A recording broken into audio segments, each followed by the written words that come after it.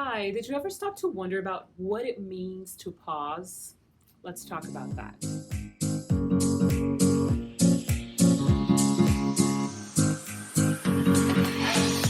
Hi, I'm Paola Ranova, founder of Ranova Enterprises and creator of the Cardinal Method of Life Connection. So, today we're going to talk about the power of pauses, what it means to pause whenever you, for whatever reason, need to make a pause in your life, in your day, in your routine.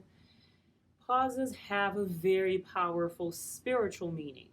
So, I will talk about a few of the purposes of pauses, and hopefully, they will make sense for you. They will create some sense of peace and centeredness because that's exactly one of the reasons why we need pauses, right? Is to create a sense of peace and centeredness. So, that's one of the reasons and the meanings and purposes of pausing. There's a philosopher called Hannah Arendt, and she says that we find freedom in pauses, that freedom expresses itself in pauses. So that makes a lot of sense. Only when we pause do we feel truly free. It doesn't mean that pauses are stagnation. Pauses can be actually full of vitality, and they allow you to engage and to connect to higher consciousness. So that's another attribute or aspect of a pause. When we talk about taking time to observe and pausing and developing consciousness and higher consciousness from pauses, it really, for me, makes sense to say that it allows us to see the difference between busy and productive. Because busy people never stop and they don't seem to be free.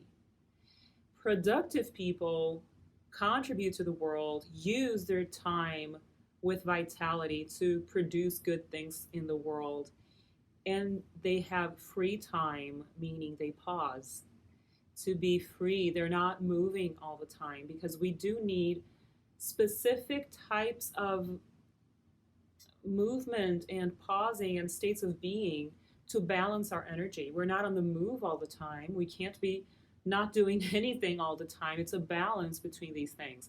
And they're actually, I would say, four ways of being in the world that I want to share with you right now. And we do that, we can see that and illustrate it with our breath. This is from yoga. It's one of the wisdoms that we find in yoga.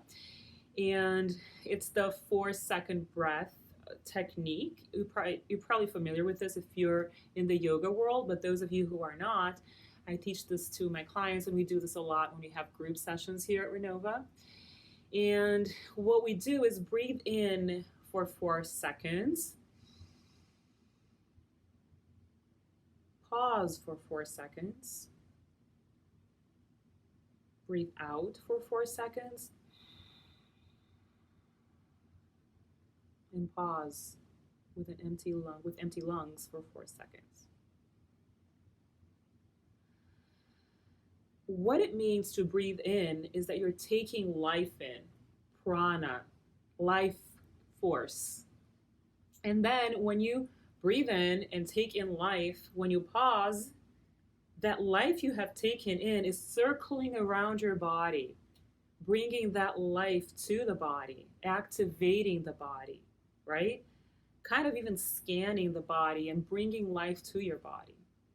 When you breathe out, you whatever is there that doesn't serve you doesn't necessarily have to be just physical toxins, but emotional energy, unwanted thoughts. You just breathe out whatever does not serve you, that was in the body and doesn't serve you, if you do this conscious breathing.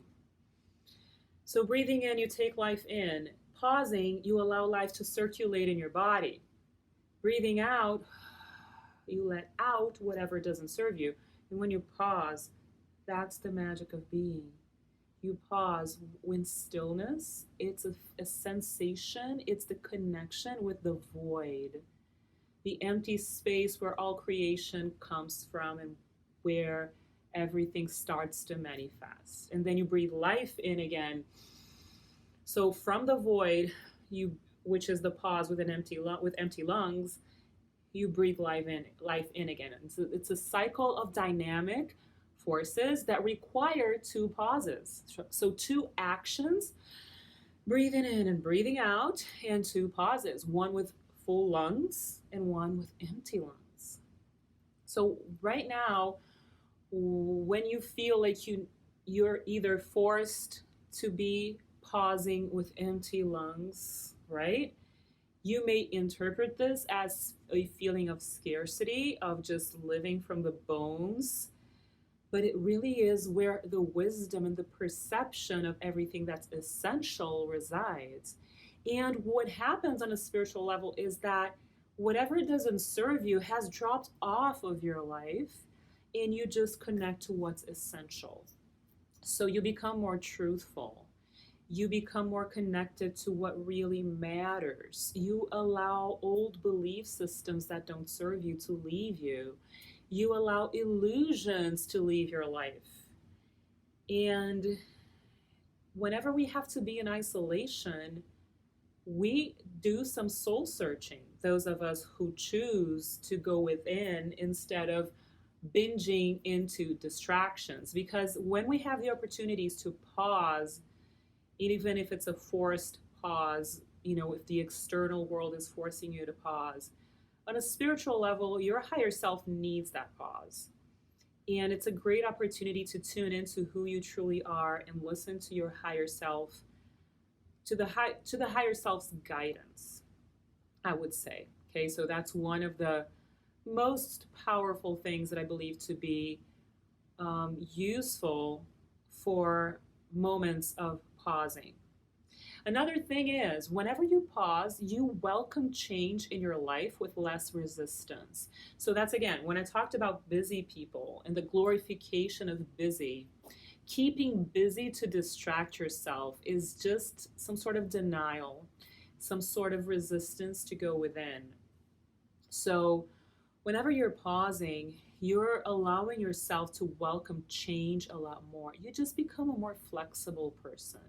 It doesn't mean that you're going to become a doormat. When I say flexible, some people get really, you know, weird and they say, "Oh, you're telling me that I don't have to stand up for myself and this or that." Flexible doesn't mean that you're going to become a doormat. It just means that you are going to allow change and still remain the same you. So what is essential and stable and the truth of your being remains. But whatever uh, needs to change, whatever needs to shift for your expansion, the whole purpose of change is consciousness expansion. It's growth, right? It's personal growth, whether you want it or not. In some phases of life, you can't really choose. Life will kind of run you over and force change in your life.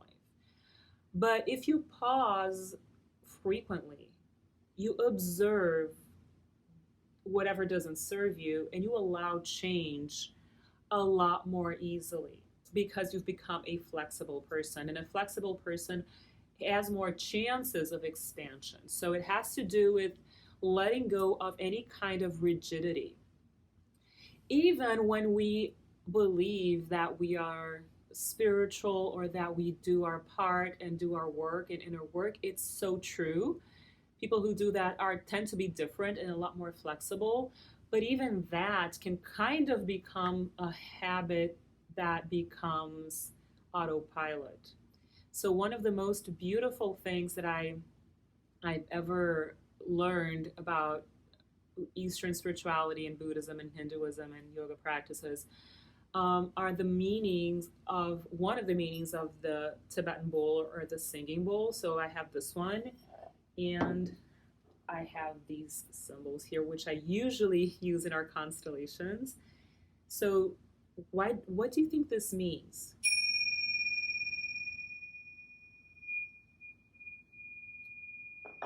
What do you think ringing a bowl means like this? At the end of meditation. So when you do this, right, it's sound healing, purifying the environment, But after meditation, when you ring a Tibetan bowl or a singing bowl,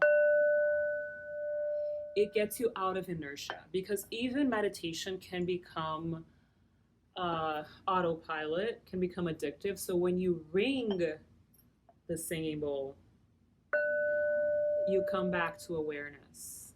It's the pause in the pause, right? Because you can really easily, if you're a very spiritual person, get addicted to spirituality. So this means, oof, let's get into another state of consciousness so that you don't get into inertia. Again, busy can be inertia. Contemplation can be inertia. You need a balance between the two. And pauses have the role of creating change so that you keep connecting to different states of consciousness and thus, therefore, expanding into new experiences and becoming a more expanded person in general, for lack of a better word. So that's very powerful. That's one of the most beautiful and powerful meanings of pauses to me. And we had to create a pause in our space here at Ranova because we're going to be 5 years old soon in April 15th. And for 5 years, we've held constellations, cardinal method constellations, every single month. It was routine, it was staple, it was our structure. And only twice did we have to cancel a constellation. On September 9th, 2017, September 9th, 2017, we had to cancel because of Hurricane Irma. And on March 14th, 2020, part of the history of Ranova, we had to cancel because of the coronavirus.